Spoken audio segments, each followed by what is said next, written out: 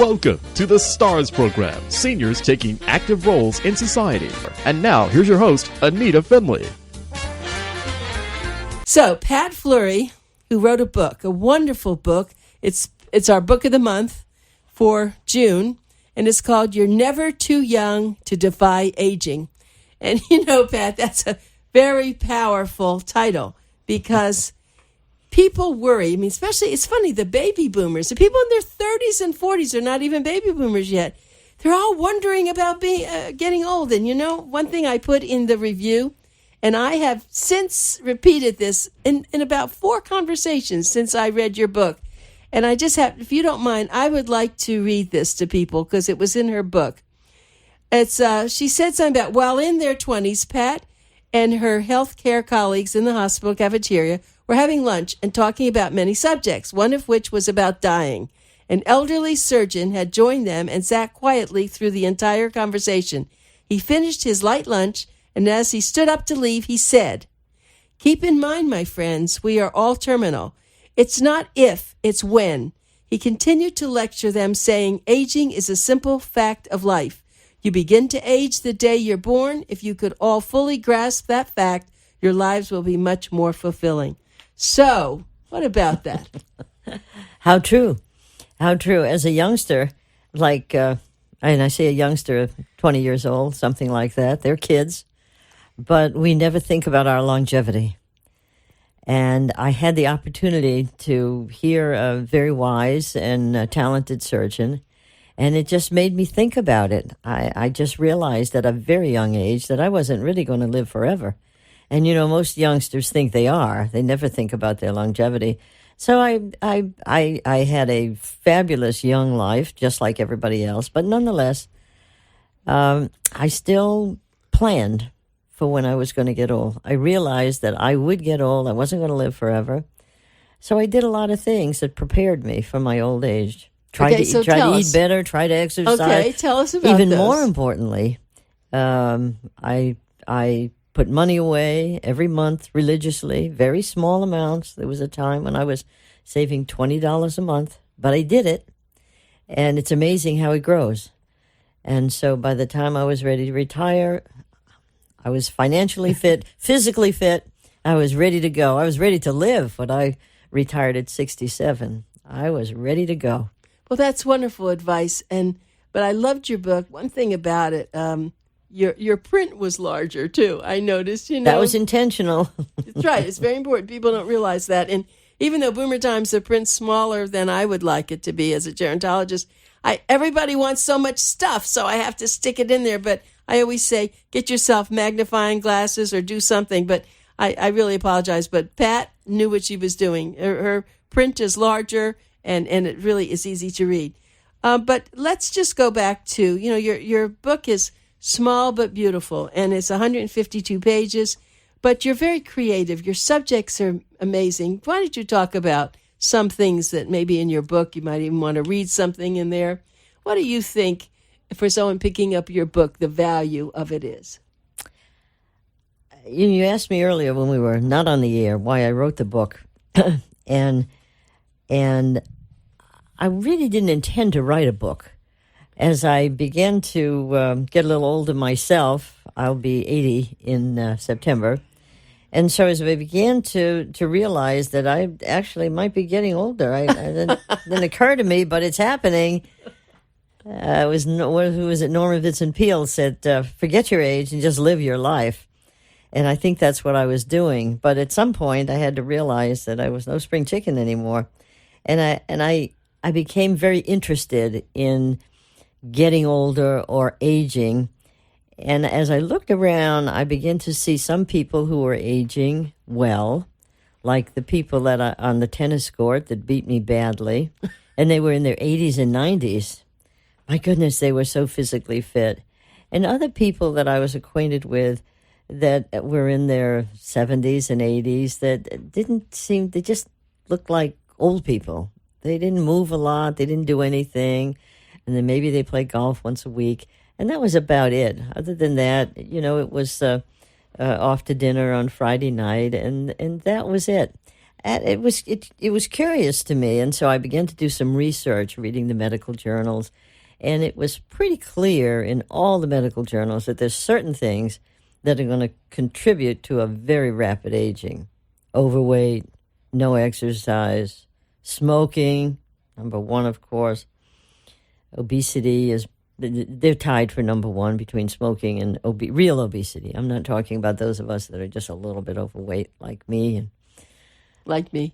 Oh, no, don't say that. I understand. You're not overweight. No, You're looking in perfect shape. But as a result, really. I started I thought, well, perhaps I'll write a short story or two. And I realized pretty soon that I had so many chapters, maybe this will be a book. And so that's why I wrote the book. That putting it all together, and it just happened. So it was kind of interesting to me to see that there are things that we can do. The earlier we start, the better, of course. But there are things that we can do really to prolong our lives if we choose to do that. If we want to live till 90 or 100, there are many books that suggest that we should be living to 100. You don't know this, but my husband and I in 1992 wrote a book called Live to be 100 Plus. Did you? And we had a lot of things in there very similar to what you have said. But what I wanted everyone to realize is that Pat Flury actually has not only lived in South Florida for over 60 years, she has actually been in the healthcare business. She was the chief operating officer for Memorial Healthcare System. She's been active in politics. And I think you actually even wrote a book called Eat Fish, Live Longer. Yes. And also one, So You Want to Retire. I mean, you really are a writer now, aren't you? I guess so. You guess so. And what is that about Eat Fish, Live Longer? I fish a lot. I have a second home in the Keys, and I've spent quite a bit of time in Key Largo. I've had a home down there for 30 years or more, and keep a boat there. So I do fish a lot and eat a lot of fish. And as I continued with my research, it was pretty clear that eating fish is probably better than eating steak every night.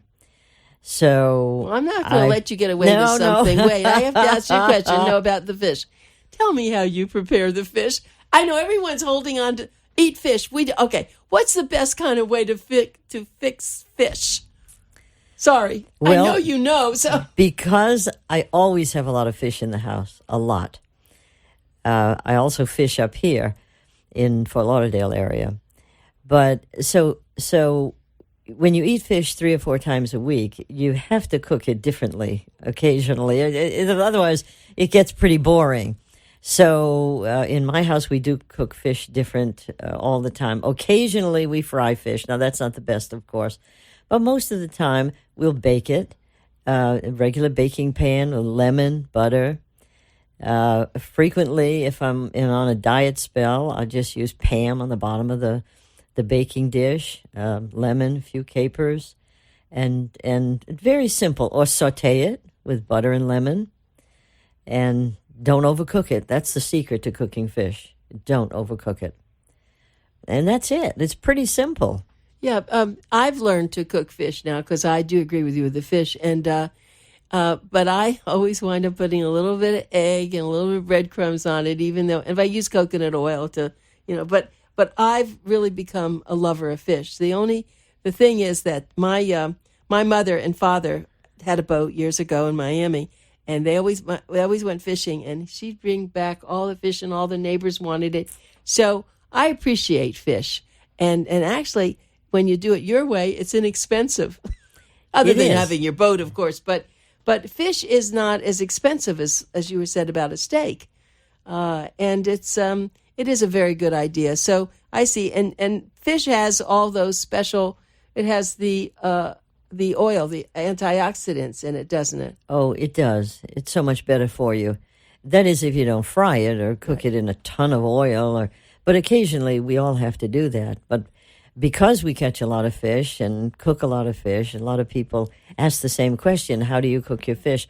And we began to develop some recipes, and that's how I ended up. I mean, there's some 70 or 80 different recipes on how to cook fish. Well, maybe for our next issue of Boomer Times in July, if you want to give us a really simple, little good fish recipe, we'll put it in. Okay, and I'll then do that. we'll refer to your book. I'll do that. Yeah, we would like you to do that. But anyway, let's get back to what you were talked about in, of course, in your wonderful book. I tell you, and I said it in the review, sleeping. I want to go through sleeping because my husband's 92 and he goes to bed at 10 o'clock. He sleeps. And he always wants me to come to bed at 10 o'clock. And I'm always have too much to do. But it's really good for you, isn't it? It really is. There's a book, I can't remember the name of it, but I reference it in this book. But someone wrote a book on... you said Dr. Gerard Lombardo. That's who it is, Dr. Lombardo. Sleep to save your life. And that's what he wrote. He said, sleep to save your life. Sleeping is essential. Now, there's a lot of people that might not want to go to bed at 10 o'clock, but they do take a nap in the afternoon. And napping is great for us older folks. It's wonderful. It's a good time to relax, calm down, a little snooze. The problem is some people take their naps too late in the day, and then they can't go to sleep. So even napping needs to be managed a little bit. If you're going to nap, you have to nap early in the day. Right, but the sleep part, and I've read so much now about this too, that your body and your brain, everything really needs to go to sleep. And even though, and they say if you go to sleep at 10 and you get up at 4 or 5, that's still okay because it's better to go to sleep that time in the morning. You can get up earlier. Is that something that you... That's true, and there's a lot more things to do in the morning than there is at 10 o'clock at night. You can other than watch television and eat. That's right. Get in trouble. My brother plays golf.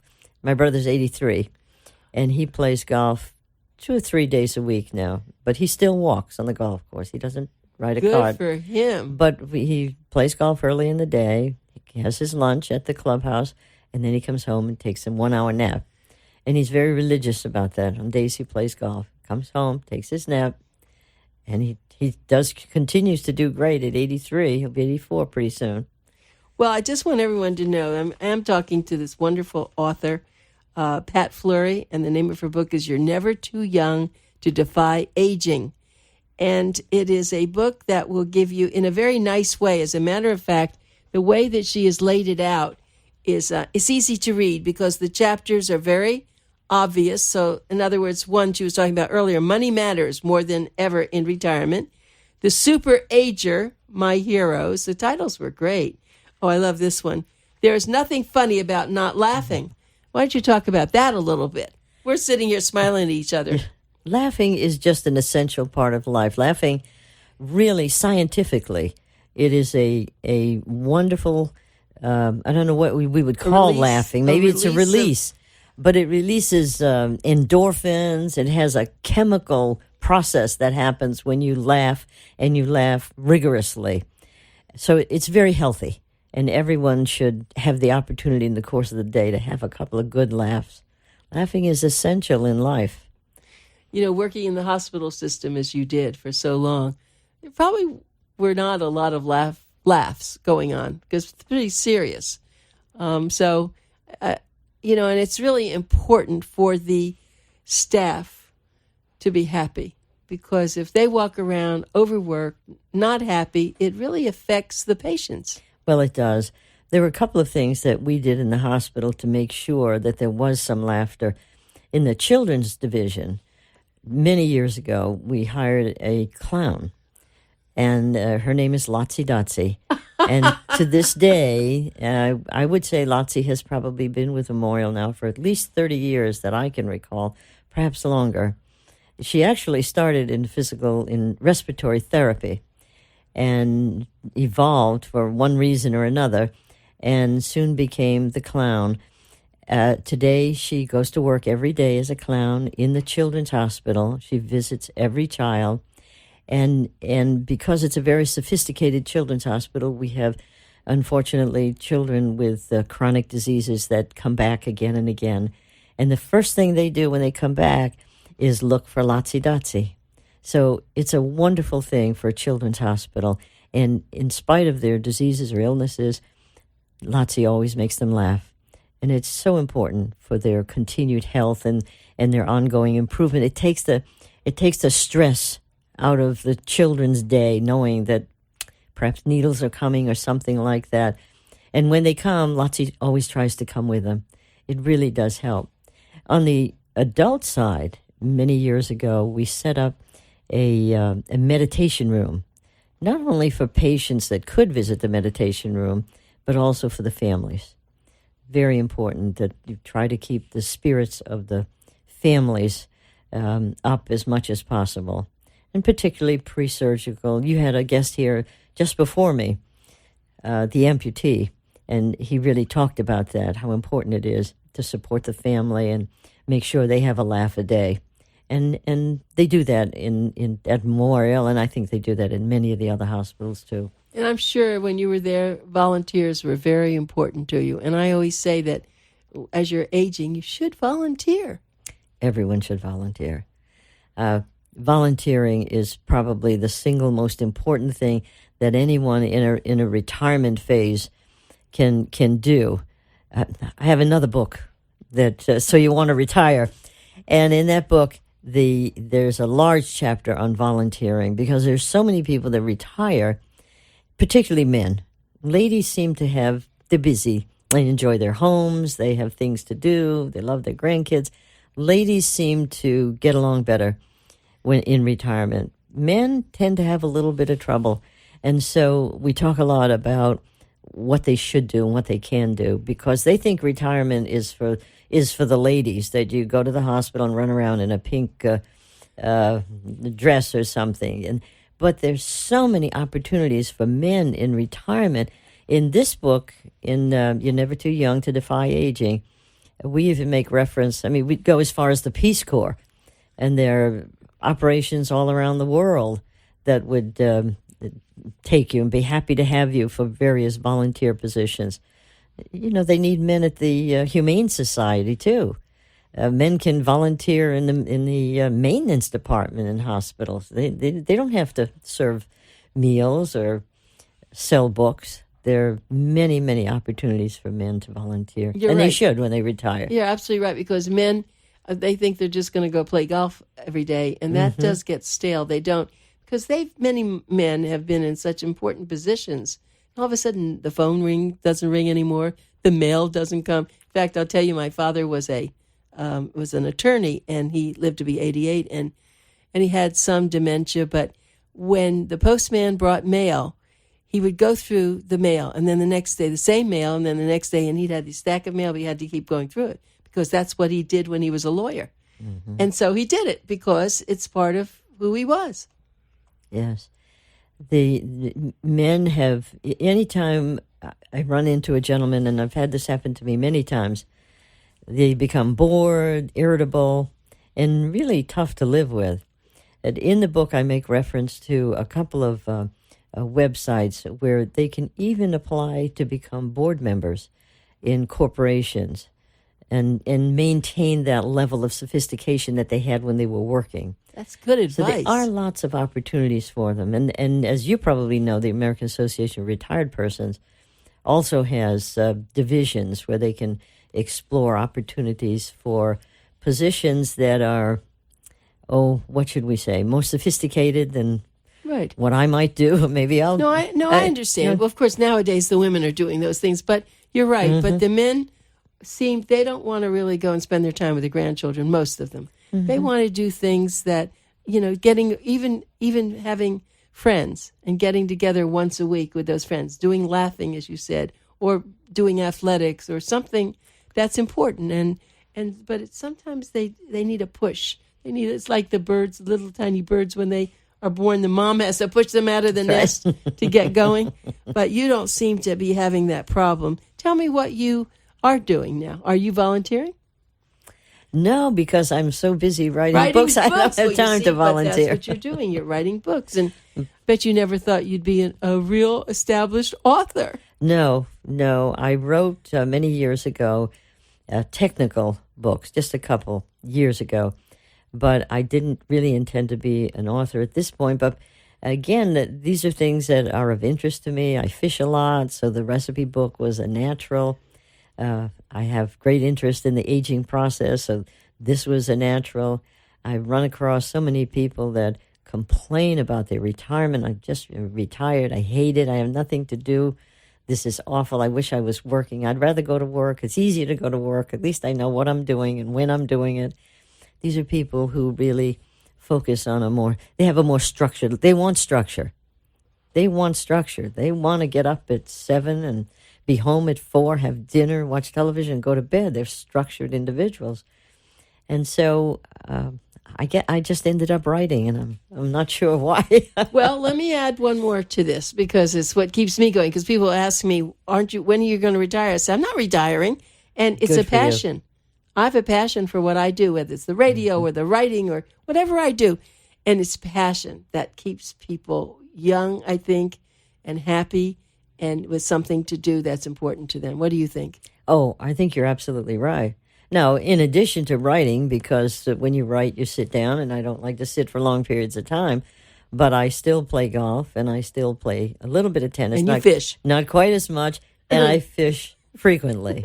So I stay pretty active nonetheless, but I try to put 2 or 3 hours away so I can write almost every day. I love that. There's one very important chapter, because I don't want to run out of time before I talk about brain health is something to think about. It is. It really is. And we exercise and we eat properly when we're concentrating on those things. But at the very same time, we're cleansing and exercising our brain. I make reference in here to people who speak 2 or 3 languages, and when they switch from one language to the other, it's a real brain exercise. And I found that very interesting. It came out of a scientific journal. I don't speak 2 languages. I wish I did. I tried a little bit, but I guess I just wasn't interested enough to pursue it. But learning another language is a wonderful thing, a wonderful brain exercise. So I started piano lessons. 7 you or are great. 8 years ago. And you never played before? When I was, quite 10. young. Exactly. I took lessons, and naturally I wasn't going to practice, so that I failed at that at a young age. So I decided to take piano lessons, and I've been taking now for almost 7 years. I am so thrilled I intend to continue until I can really play the piano. I'm getting pretty good. Oh, that is a wonderful thing. My that goal you've was done. to have a recital at age 80, but I don't know. I'm working hard, but I'm getting 80's coming too quick. So you actually have a piano teacher? Oh, yes. Oh, that is beautiful. Yeah. I really applaud you for that. Yeah, because there are many people who wanted to play instruments years ago, and now they've just given it up, but they ought to get back to it. They should. Taking Music's up a musical important for your body, too, isn't it? It is. At an older age, learning a new instrument is wonderful for your brain, your body, for everything. It's very, very stimulating. Makes you think. Let me just go back to what you were, though, saying, about the playing instruments. My husband and I can't carry a tune. So Nor can I, by the way. Oh, okay. So he kept saying, he didn't even want to sing Star Spangled Banner. He didn't want to sing. Someone, when he was very little, must have told him you can't sing. So I, for Christmas, bought him 12 lessons, singing lessons. And of course, he said he was scared. I mean, this man's a powerful guy. He was scared. I said, okay, I'll go with you. I can't sing any better, but I'm not scared of singing. So nothing would do, but we went and we took singing lessons. And we don't sing any better, but we have more confidence. And it is so much fun. That's great. It's the same kind of thing you were talking about. Mm-hmm. Sometimes you just have to get out there and it doesn't matter. And the other thing about age, too, in our book, Live to Be 100 Plus, we said, life is not a beauty contest. It's a character contest. Indeed. When you think about it, I mean, it really is. It really is. And there's no reason in the world why anyone in their 70s, 80s, or beyond can't pick up a musical instrument, take a lesson or two. It's fun. Yeah, and the brain, we know how important now the brain is with all the dementia, Alzheimer's, that we have to do what we can. And, of course, what you said in your book, eating properly, exercising, doing all the things we can do, we hope that it will help our brain. And I know what I'm going to do, too. I do speak some Spanish that I learned years ago. I have been listening to the Spanish stations, and I'm going to make a bigger effort to learn to speak Spanish again. You just encouraged me. Good for you. Good for you. See? That's what the radio show does. My sister, do we have a minute? Yes. My sister is 82, and she plays golf 5 days a week. And when she finishes playing golf, because she's kind of sweaty, she lives in the middle of the state where it's pretty hot, she then does her walk, 1 hour walk. After 18 holes of golf, then she walks for 1 hour. And she does that at least 5 days a week. Occasionally, she'll do it 6 days a week. Oh, my heavens. But the point I wanted to make is that she is so, and she's very tight, so to speak. Her leg muscles are tight. She's strong as a horse. And but the thing is, I sent her the book. And so she calls me now every night. She says, this book is driving me crazy because she understands now that exercise is fabulous. But now she's learning she had a flip phone. I'm getting a new phone because she wants to now begin to exercise, thinking about exercising the brain as well. That's fantastic. Now, mental exercise is what she's working on as she continues her physical. Well, we're going to have you back another time. You know that. And you're going to send us a fish recipe. I will. So I can put it in. And thank you very much for coming on our show. Thank you. My pleasure. And so everybody, buy the book, You're Never Too Young to Defy Aging. You can get that on Amazon.com. You'll love it. Thanks, Pat Flury.